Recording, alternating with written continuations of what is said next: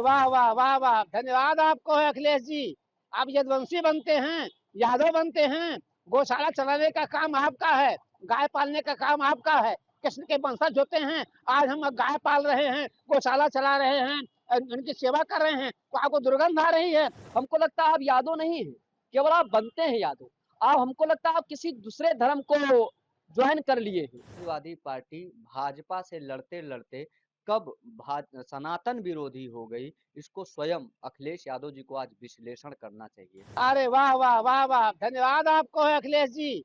आप यदुवंशी बनते हैं, यादव बनते हैं, गौशाला चलाने का काम आपका है, गाय पालने का काम आपका है, कृष्ण के वंशज होते हैं। आज हम गाय पाल रहे हैं, गौशाला चला रहे हैं, उनकी सेवा कर रहे हैं, तो आपको दुर्गंध आ रही है, आप इत्र फैला रहे हो। यही बुद्धि आपके पास है।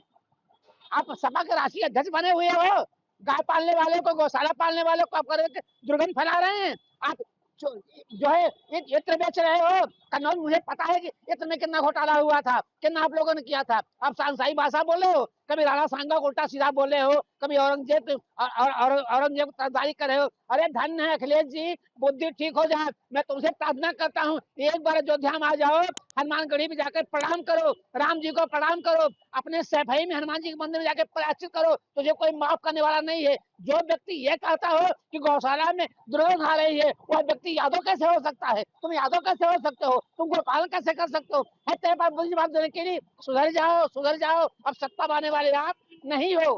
भगवान श्री कृष्ण के गौ माता से बहुत प्रेम करते थे और गौ को माता मानते थे, और ग्वाल बाल जिस तरह गौ की सेवा करते थे।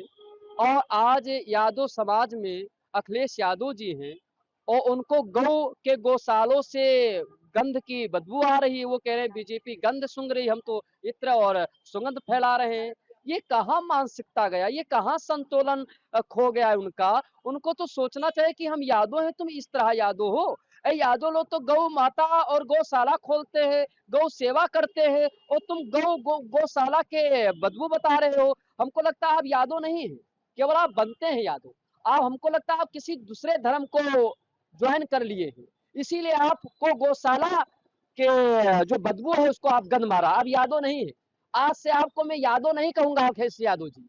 आज से आप, हमको लगता है कि इस्लामिक में शामिल हो चुके हैं आप, इसीलिए इस तरह बोल रहे हैं। एक सच्चा यादव कभी गौ का अपमान नहीं करेगा, गौशाला का अपमान नहीं करेगा। और आप समाजवादी पार्टी के राष्ट्रीय अध्यक्ष हैं, और इस तरह जो हमारे यादव लोग हैं, जो ग्वाल बाल हैं, जो साधु संत हैं और गौ की सेवा करते हैं, गौशाला खोलते हैं, उनके हृदय में बहुत बड़ा चोट पहुंचा है आपके इस बयान पर। आप आइए अयोध्या में राम मंदिर के सामने माफी मांगिए, और अपना लुकना लगड़िए, और यादव से माफी मांगिए। जितने भी हमारे हिंदुस्तान में यादव समाज रहते हैं, उनसे आप माफी मांगिए। यादव समाज के चरणों का धूल आप पान कीजिए, तब आपका ये अपराध समाप्त होगा। ये उत्तर प्रदेश का दुर्भाग्य रहा, उत्तर प्रदेश वासियों का दुर्भाग्य रहा कि हमने समाजवादी पार्टी के नेता के रूप में अखिलेश यादव जी को पूर्व में मुख्यमंत्री चुना था, और बड़ा उम्मीद था इनसे कि ये यादव समाज से आते हैं, यादव परिवार से आते हैं। और यादव समाज तो हमेशा से गौ सेवक रहा है। यादव समाज को तो गौ पालक कहा जाता है, गौ सेवक कहा जाता है, गौ रक्षक कहा जाता है।